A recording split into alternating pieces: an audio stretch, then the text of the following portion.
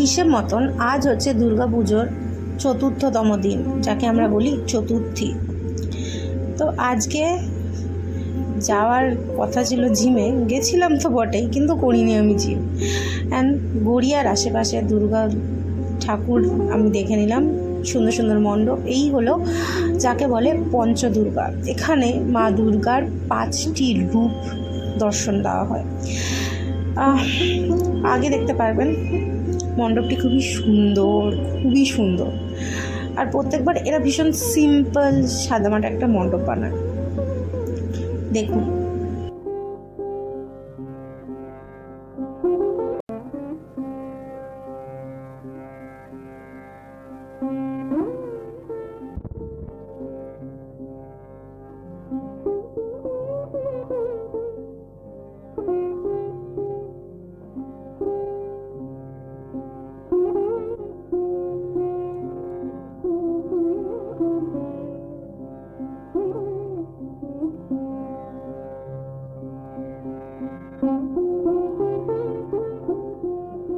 প্রত্যেক বছর মতন দেবীর 5টি রূপে দেবী বিরাজমান করেন। পঞ্চদুর্গা থেকে বেরিয়ে একটু হেঁটে গেলেই পরে আরেকটি দুর্গার পুজো প্যান্ডেল, যেটি হলো নবদুর্গা। আর এবার নবদুর্গা সেজেছিল এক অন্য রূপে। লোকের ভিড় দেখছেন, কে বলবে এটা চতুর্থী? মনে হচ্ছে যেন অষ্টমী নবমী। আর এখানে এসছিলেন আমাদের সৌরভ গাঙ্গুলি, যাকে দেখার আমার একদমই ইচ্ছা ছিল না। আর এই হলো মণ্ডপের ভিতরকার দৃশ্য। সত্যি বলছি, মন্ত্রমুগ্ধ হয়ে গেছিলাম আমি দেখে। প্রত্যেকবারই আমি মন্ত্রমুগ্ধ হই।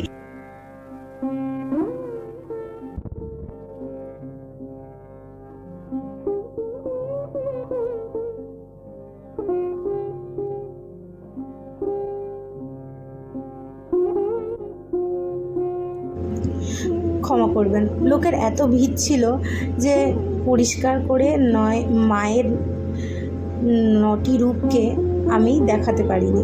যতটুকু সম্ভব হয়েছে আমি দেখানোর চেষ্টা করেছি।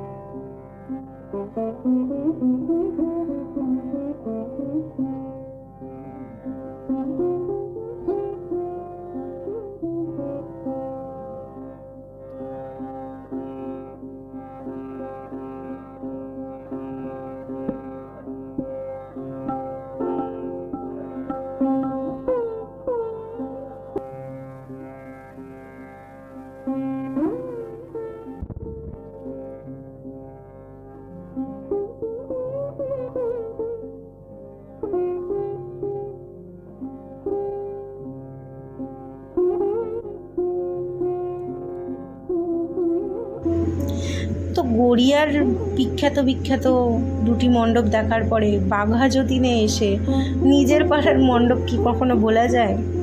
এটি হলো কিশোর চক্রের একটি ভীষণ ফেমাস মণ্ডপ।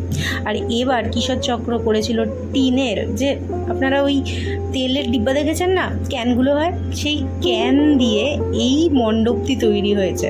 লাখো ক্যান পিটিয়ে সেগুলোকে তৈরি করেছে। এবং এবারের থিম ছিল দেশ স্বাধীনতা সংগ্রামের সময়। এখানে দেখতে পাচ্ছেন স্বাধীনতা সংগ্রামের সেই ছবিগুলো ফুটিয়ে তোলা হয়েছে পারফরমেন্সের মাধ্যমে, ছোট কিছু পারফরমেন্সের মাধ্যমে। আর মণ্ডপটা নিজের চোখে না দেখলে আপনারা ফিল করতে পারবেন না।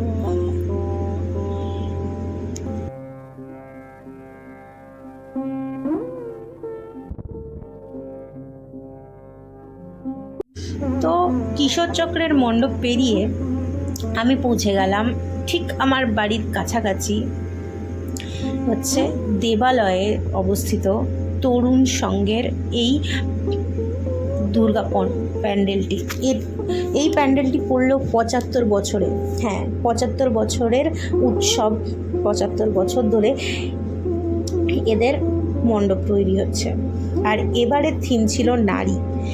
নারীর বিভিন্ন রূপেই সাজানো হয়েছিল, অ্যাকচুয়ালি সাজানো হয়েছে এই পুজো প্যান্ডেলটি। নারীর ভিন্ন রূপের নিদর্শন এখানে দেখা যাবে।